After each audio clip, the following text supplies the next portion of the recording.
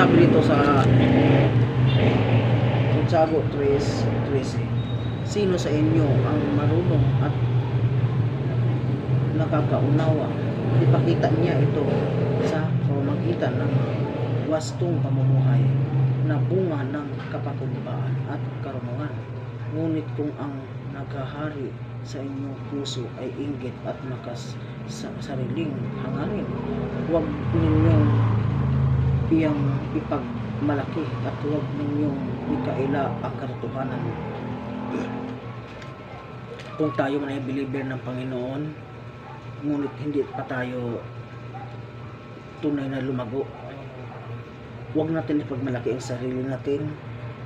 Huwag nating sabihin na tayo ay marunong na, o kaya huwag natin sabihin na ipagmalaki sa iba na itaas ang ating sarili upang humanga ang tao sa atin. Huwag po natin gawin yung mga kapatid. Yun po ay labag sa kautusan ng Panginoon. Ang gusto ng Panginoon, mangaral ka ng kanyang mga salita. At ang gusto ng Panginoon, siya ang dapat itaas at hindi yung sarili mo. Kasi tao ka lang eh. Ayaw ng Panginoon na magmamalaki tayo. Hindi porke tayo ay marunong na, nagbasa tayong Biblia araw-araw, ngunit hindi naman natin naintindihan yung binabasa natin.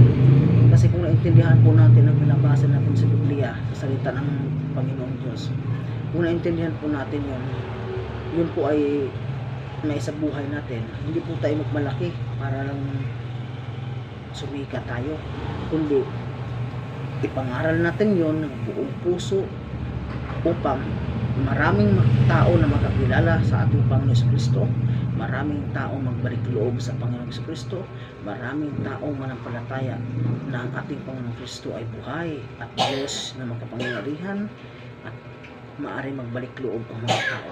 Hindi po natin pwedeng sabihin na porket ikaw nagbasa ka ng Biblia, magtatangi ka na ng tao.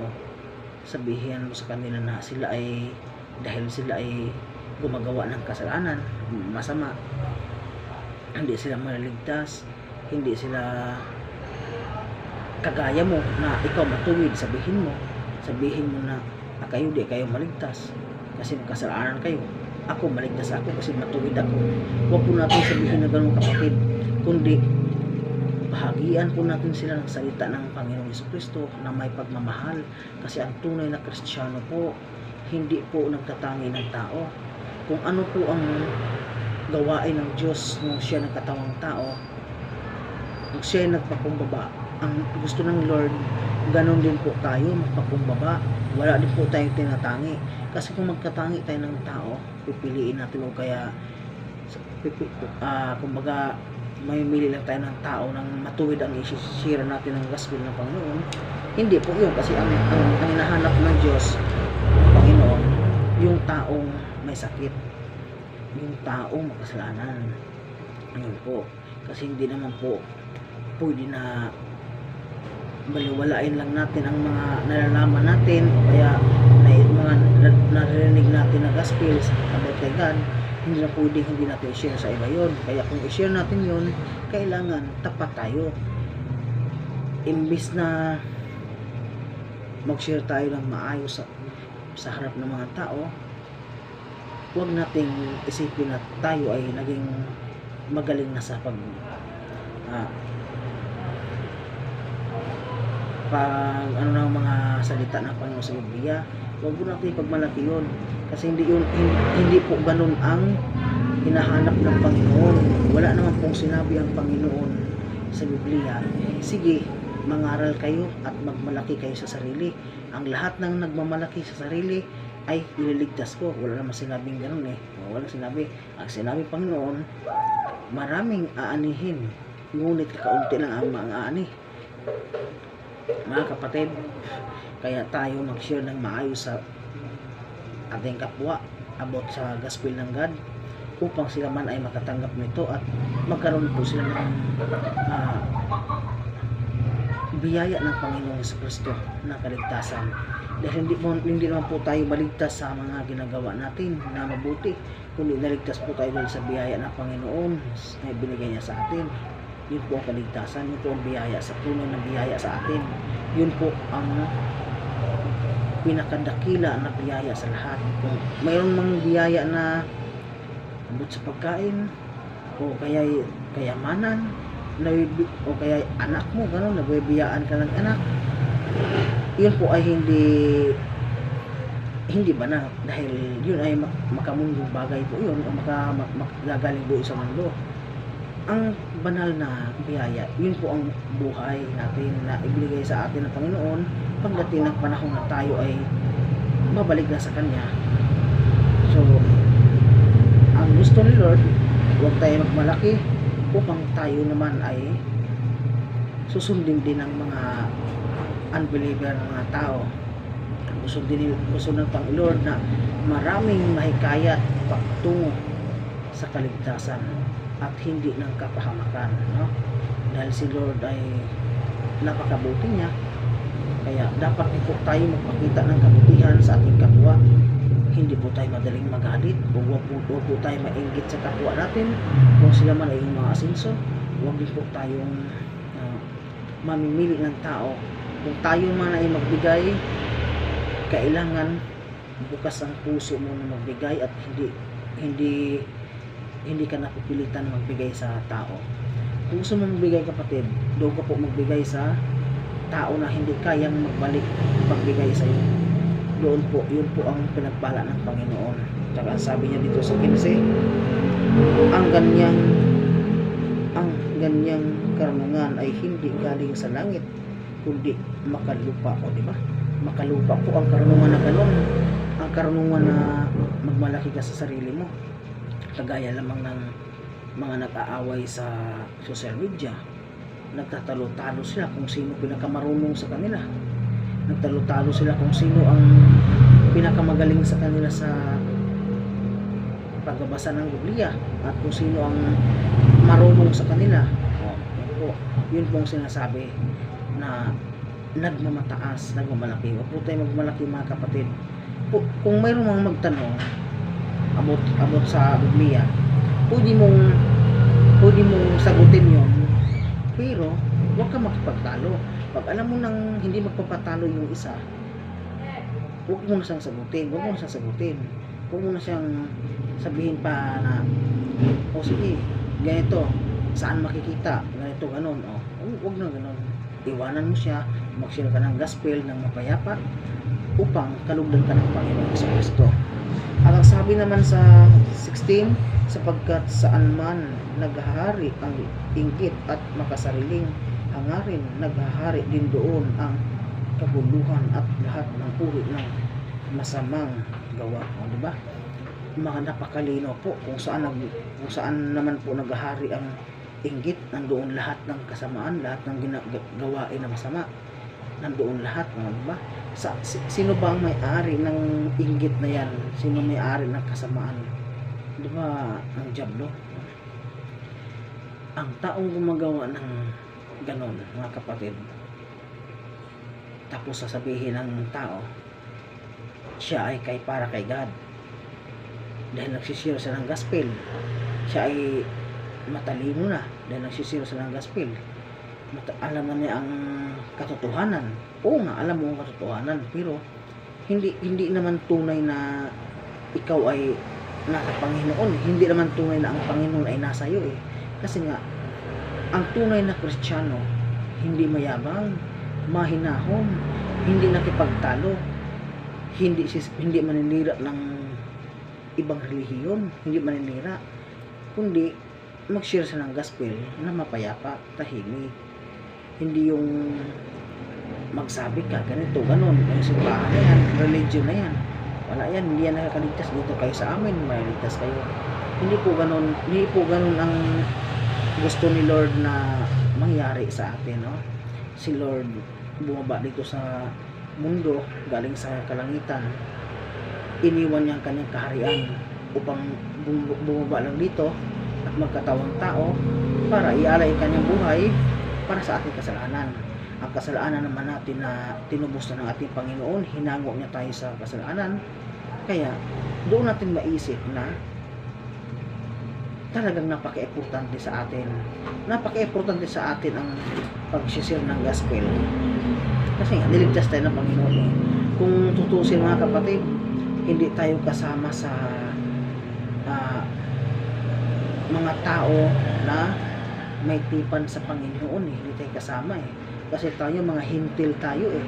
Ang mga Hudyo ang may karapatan, mga Hudyo ang mga Israelita, sila ang may karapatan na magbalik loob sa Panginoon, tayo hindi.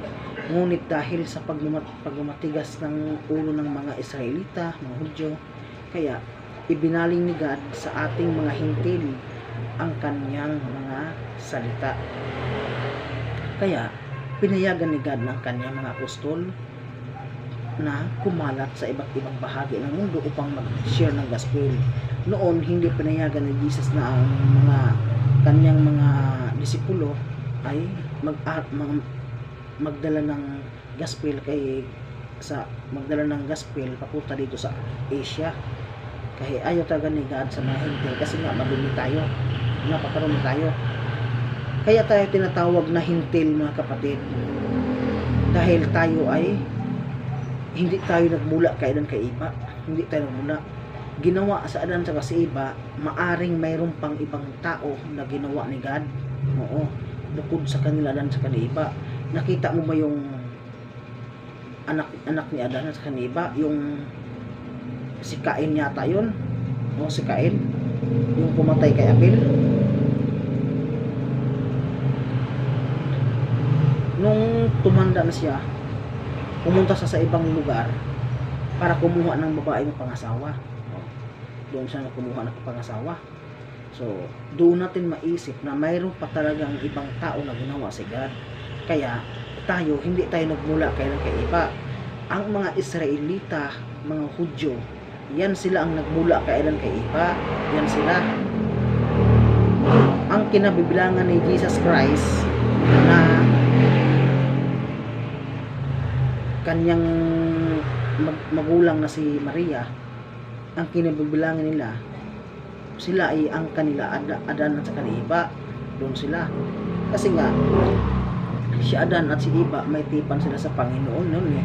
Kaso nagtaksil sila. Natukso sila ng ahas. Kaya yun, pinalaya sila. Nagkaanak sila. Pinatay ni Cain si Abel. Kasi si Abel matuwid. Nag-alay siya ng magandang handog sa Panginoon, ngunit si Cain ay hindi nag-alay. Nag-alay si Cain noon, kaso ang kanya puros hindi maganda.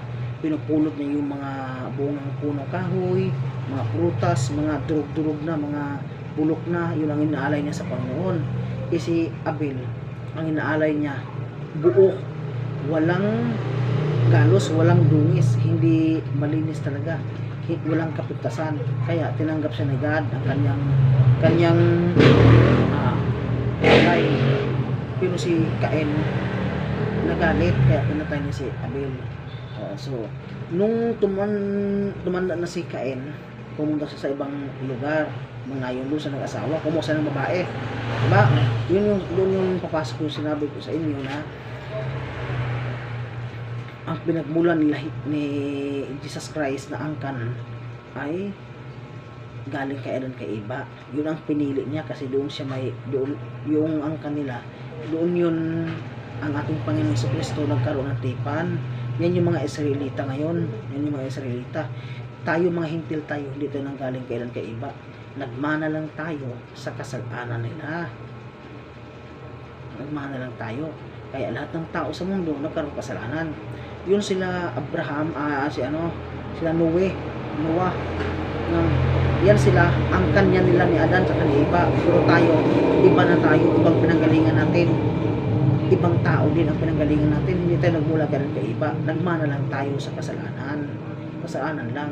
Kasi nung nagbibinata na sila Abel, sila Cain, nagbinata na si Cain, tapos pinatay niya pagkatapos niya patayin si Abel ni Cain.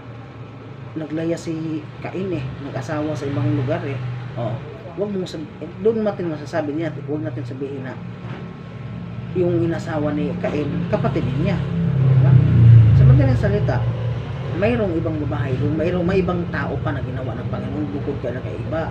Kaso, ang ginawa nung tao na yon, sila ay tinawag na hintil. Doon tayo nabibilang sa kanila, hindi tayo nabibilang kay iba. Kaya mga kapatid, nung naglaganap na ang kasalanan dahil sa kay Adan kay Eva, at dumami na ang mga tao sa mundo, doon na bumaba ang Panginoong Kristo, ang ating tagapagligtas, doon na bumaba upang magkatawang tao.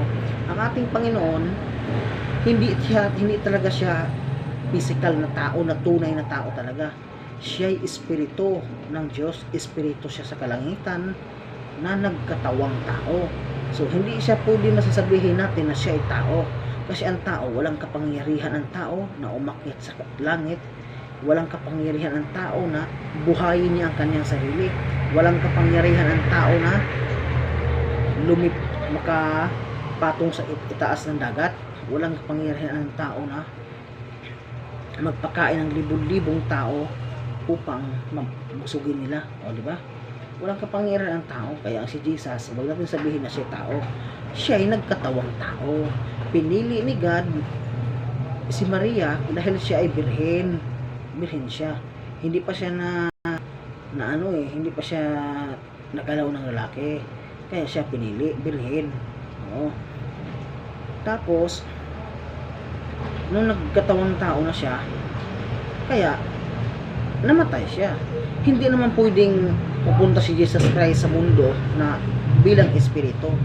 Hindi siya mamamatay kasi makapangyarihan siya eh. Pero, Diyos siya. Si Jesus Christ, anak siya ng katastaasan Diyos, pero Diyos din siya.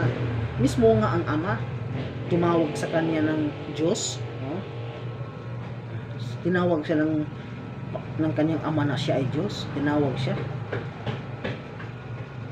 Kaya huwag natin sabihin na ang anak tao lamang. Hindi ka pwedeng tawaging bugtong na anak ng katastaasan kung ikaw ay mula sa lupa, mula sa lahi ng mga tao sa lupa, diba? Si Jesus Christ mula sa espiritu, hindi siya nanggaling sa lupa. Si Adan, si Eva nanggaling sa lupa. O yung pinanggalingan nila lahi ni Jesus Christ, si Maria, saan ba galing yun? Si Maria, hindi naman siya nagmula sa espiritu eh. Hindi siya galing sa langit, galing siya sa lupa. Oo, galing siya sa lupa. Lupa tayong lahat. Si Jesus Christ, nagkatawang tao upang ialay ang kanyang buhay sa ating mga kasalanan. Kasi hindi na mamamatay ang espiritu kung siya ay hindi magkatawang tao. Hindi na mamatay. Hindi na mamatay ang espiritu. Kasi nga yan ang espiritu makapangyarihan. Kaya pinili niya magpakumbaba. Ang kanyang pagiging Diyos sa kalangitan, ibinaba niya. Oo, ibinaba niya at siya nagkatawang tao. Tinawag niya ang kanyang sarili na siya anak ng tao. Kasi nga, ang Panginoon, hindi naman nagsisinungaling ang Panginoon. Hindi naman pwedeng magsabi ang Panginoon, ako ay Diyos. Ang aking pinanggalingan ay tao. Pero ako, Diyos ako. Hindi naman pwedeng sabihin ng Panginoon. Kasi nga, ang Panginoon magpakumbaba, di ba? Tinuruan nga niya tayo magpakumbaba eh. Kaya, ang Panginoon natin, paniwalaan natin na siya ay Diyos. Diyos siya. Nung nilinlang nga siya ng dyablo, ang sabi ng dyablo, magpatihulog ka. Magpatihulog ka. Dahil ililigtas ka ng mga anghel sa kalangitan upang hindi ang mga paa mo ay hindi masaktan, diba? Ang sagot ng Panginoon, sabi ng Panginoon na nasusulat din naman, huwag mong linlangin ang Panginoon mong Diyos. So, sino ba ang Panginoon? Sino ba ang Diyos? Diba si Jesus Christ? Si Jesus Christ ang tinukso, siya din ang nagsabi, huwag mong linlangin ang Panginoon mong Diyos. Yung sinabi ng huwag mong linlangin, yung pagsabi ni Jesus Christ, huwag mong linlangin. Sino ba sinabihan niyang huwag linlangin? Diba ang dyablo? Sino bang tinukso ng dyablo? Diba si Jesus Christ? Sabi ni Jesus Christ, huwag mong linlangin ang Panginoon mong Diyos. Sa madaling salita, huwag mong Huwag mong dalhin sa kapahamakan ang Panginoon mong Diyos. Yun. Huwag mong lindangin. Di ba? Kasi Panginoon siya Diyos pa. Pero ang ating Panginoon mapagpakumbaba. Kasi kung ating Panginoon kung mapagmataas pa ang ating Panginoon, wala tayo mga kapatid. Patay tayong lahat. Kasi mapagmataas ang ating Panginoong Jesucristo Kung mapagmataas lang ang Panginoon nating Jesucristo, hinahayaan sana tayo ng ating tagapagligtas na magmataas din. Kung mayroon mang kautusan ng Panginoon na ipadala niya sa atin para tayo magbago, hindi niya baguhin yung pagmamataas natin kasi nga nagmamataas din siya di ba? Dahil nga sa ang ating Panginoon ay banal, hindi siya nagmamataas, hindi ayaw niya ng sinungaling kasi nga banal siya, spirit siya kaya nagpakumbaba siya. Ang kanyang sarili tinawag niyang anak ng Diyos, anak ng tao. Di ba? Anak ng tao, nagkatawang anak ng tao siya, pero espiritu nagkatawang tao. Hindi siya talaga siya galing sa laman ni Maria na mula sa kanyang dugo. Hindi. Espiritu siya na ipinadala ng Diyos Ama para magkatawang tao at si Maria ang ginamit na bilang ina para magkatawang tao si Jesus Christ doon sa loob ng kanyang tiyan. Sabi pa nga ng anghel, Maria, papasa iyo ang banal na espiritu ng kalastaasan siya nagkatawang tao. Kaya marami kasing iba ayaw maniwala ng Jesus Christ ay Diyos, ayaw maniwala kasi gusto nila tao. Sinabi na nga ng Ama, sambahin niyo siya, ang Panginoon yung Diyos, sinabi niya. At sinabi ni Jesus Christ, walang makakapunta sa Ama kundi sa pamamagitan ko. Sino bang sambahin mo? Ang Ama o ang Anak?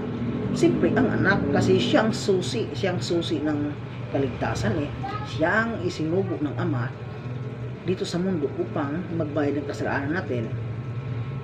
Ano ibig sabihin doon? Siya nagbayad, siya ang nagiging tupa para sa ating kasalanan, siya ang paniwalaan natin.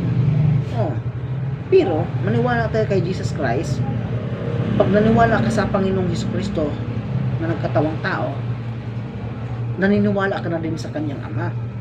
Kasi ang Ama at ang Anak ay isa. Sabi nga doon, Panginoon ng mga Panginoon at Hari ng mga Hari, Panginoon ng mga Panginoon. Diba?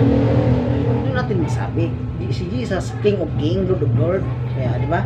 Kaya maliwanag mga kapatid, huwag na nating guluhin ang iisip natin na sabihin pa natin na si Jesus Christ ay tao lamang, di ba? Kaya ang espiritu sa kalangitan ng katawang tao nagpakumbaba sa kanyang mga nilikha, di ba? Nilikha tayo dahil sa kanya. Nilikha tayo dahil sa kanya, ayon sa kanilang wangis, di ba? Nag-usap ang mag-ama na maglikha tayo ng tao ayon sa ating wangis, ay nilikha tayo.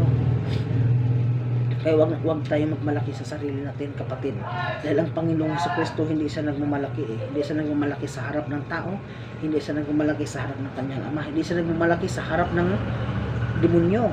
Nung niling lang siya, hindi siya nagmamalaki, hindi niya sinabihan ang demonyo na si Lucifer, hindi niya sinabihan, wag mo kong linlangin dahil ginawa lang kita, wag mo kong linlangin dahil ako ang Diyos mo. Hindi niya sinabing ganon, no? Kasi nga magpakumbaba ang ating Panginoong Jesucristo.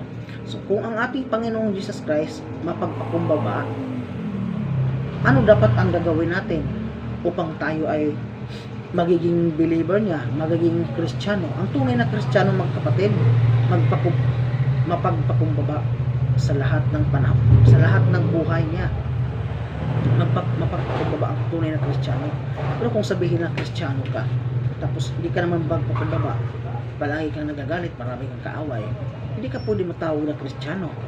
Kasi nga, magalitin ka Ang tunay na Kristiyano, andoon yung spirit ng God sa kanya.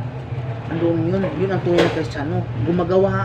Ginagawa niya ang gawain ng ating Panginoong Jesucristo bilang kanyang tagapagligtas. Yun po ang tunay na Kristiyano. Pero kung sabihin natin na Kristiyano tayo, pero sa gawa wala naman, hindi tayo matatawag na Kristiyano. Kasi nga, ang Kristiyano, kaya nga tinatawag na Kristiyano, kasi nga ang gawain ng God dito sa mundo nung siya nagkatawang tao, ginagawa din natin eh, di ba?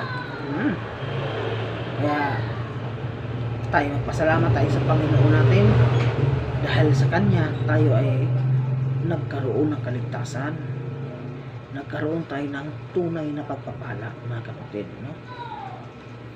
Maraming salamat mga kapatid sa inyong pagpakinig, no? Maraming salamat sa papanood.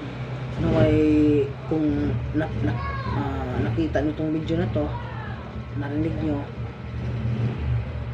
naunawaan nyo yun, ang sinasabi ng banal na aklat, tanggapin nyo si Jesus Christ. Kaya wala naman tayong ibang aasahan, kundi siya lang eh. Iwasan na natin yung pag-away-away, yung ibang mga rehiyon nag-aaway-away kasi nga nagtatalo sila kung sino tama sa kanila. Hindi yung mabuti kasi wala namang sinabi ang God na sa kanyang mga salita sa Biblia na sige, kayo mga Kristiyano magpupud-pupud kayo tapos magtalo-talo kayo ha kung sino tama sa inyo, kung sino yung tama sa inyo na relihiyon, yun ang ililigtas ko. Wala namang sinabi si God na ganun eh. Ang sinabi ni God, gumawa tayo ng mabuti sa kapwa at manampalataya, diba? Yun ang sinabi ni God, sumunod sa kanya